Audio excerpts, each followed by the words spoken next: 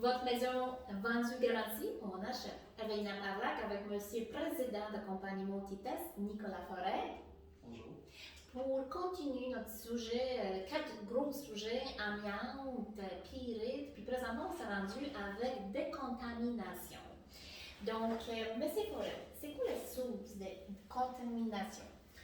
Les sources de contamination, en fait, on est dans le domaine où on parle de l'environnement. Oui. Donc, les sources de contamination peuvent être multiples. Principalement, par contre, ce qu'on voit dans les transactions immobilières, particulièrement résidentielles, elles sont surtout de deux natures. On parle surtout de contamination à l'huile à chauffage, à cause des systèmes de chauffage qui existent encore, mais qui bientôt deviendront illégaux, bannis. Et on a également beaucoup, dans la grande région de Montréal, des risques de mauvais remblais.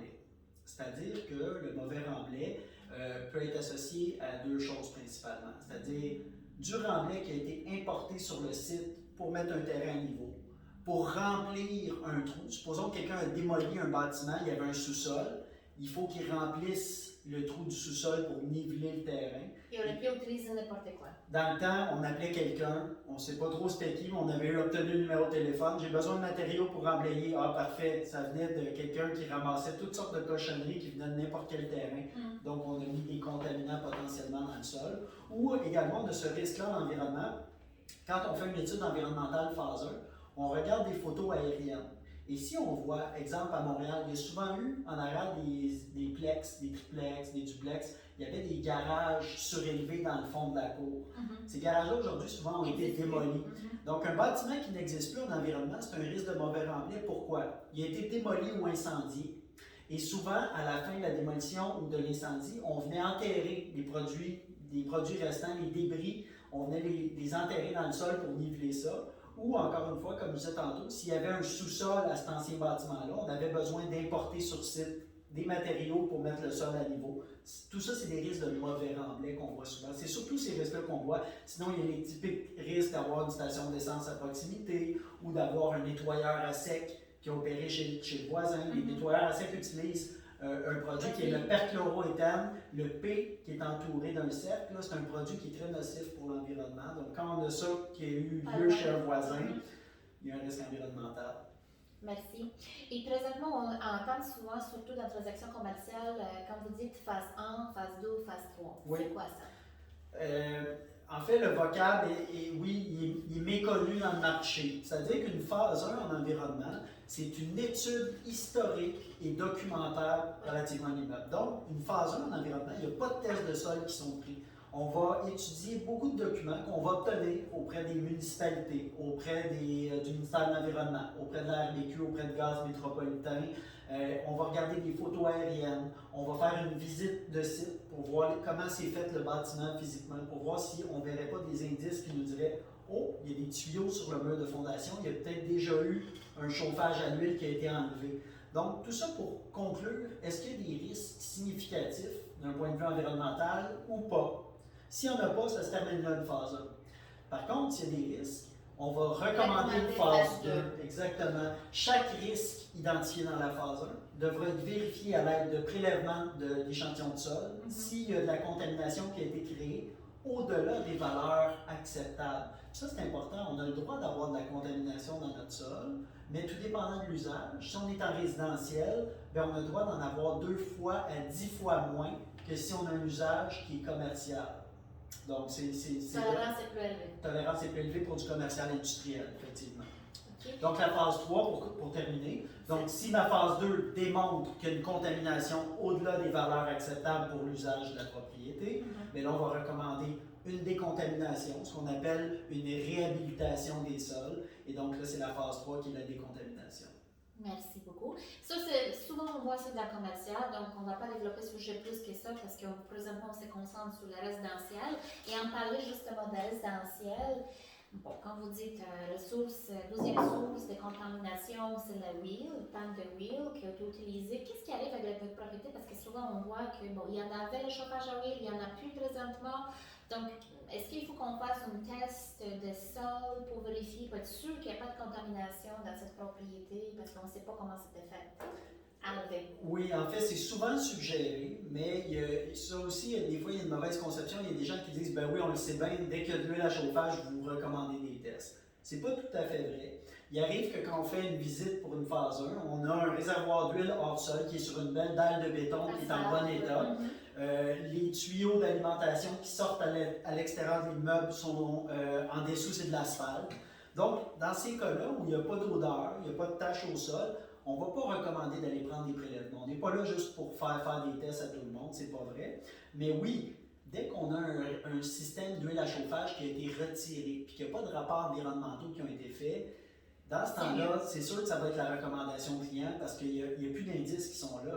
La fournaise a été enlevée, le réservoir a été enlevé, mais on voit les tuyaux qui sont dans le mur, on sait à quoi ils servaient.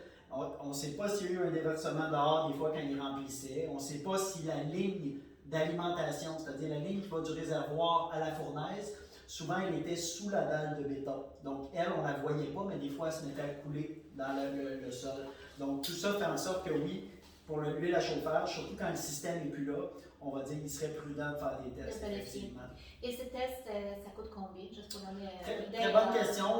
Typiquement, là, un risque d'huile à chauffage pour un réservoir d'huile résidentiel, on parle d'à peu près 2500 $ pour un test, on parle de test. Oui, donc pour 2 à 3 prélèvements. Donc on va prendre des prélèvements à 2 à 3 endroits avec des analyses en HP, HAP. HP pour hydrocarbures pétroliers, HAP hydrocarbures aromatiques polycycliques. Ce sont les deux paramètres qu'on va vérifier pour la contamination d'huile à chauffage. Et le rapport. Donc on parle d'à peu près 2500 $. Donc ça va prendre entre, je vous dirais, 2 et 4 semaines, tout dépendant le moment dans l'année, pour avoir le rapport en main.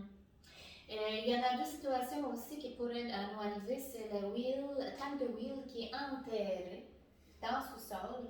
Qu'est-ce qu'on fait avec ça ensuite? Le réservoir souterrain, en fait, les réservoirs qui sont enfouis dans le sol sont encore plus risqués que ceux qui sont au-dessus du sol. Pourquoi? On ne les voit pas vieillir, c'est-à-dire qu'ils ont une durée de vie utile. C'est pas si ils vont fuir un jour, c'est quand. Ça dure 15 à 20 ans et je peux vous dire que nous, on en enlève régulièrement. 9 réservoirs sur 10 à peu près qu'on enlève sont percés. Donc, ils sont percés, ils ont coulé dans le sol.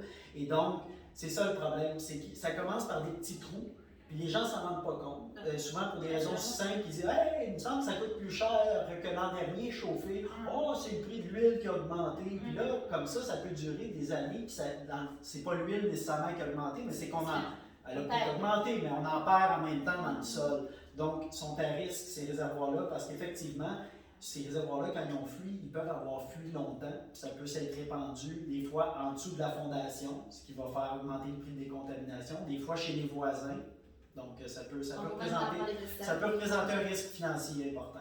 Donc, si on parle d'éco réguliers pour enlever le tank de huile enterré, on parle de combien à peu près? Avec les tests, parce que vous dites aussi que vous faites le test ensuite. En fait, oui, suggestion, puis sincèrement, on est en 2020, ne faites jamais enlever un réservoir souterrain sans faire les tests. C'est comme ça que ça doit être fait.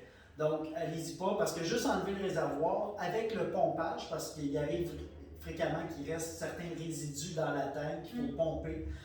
On parle d'un coût pour l'enlèvement de 3 à 5 000 et on parle de quelque chose qui va varier plus autour de 6-8 000 avec les tests. Un rapport environnemental en bonne et due forme, avec vraiment un enlèvement qui a été fait selon les normes, on parle de 6 à 8 000. Le 2 000 de jeu, c'est vraiment ce qu'on va avoir à pomper dans le réservoir.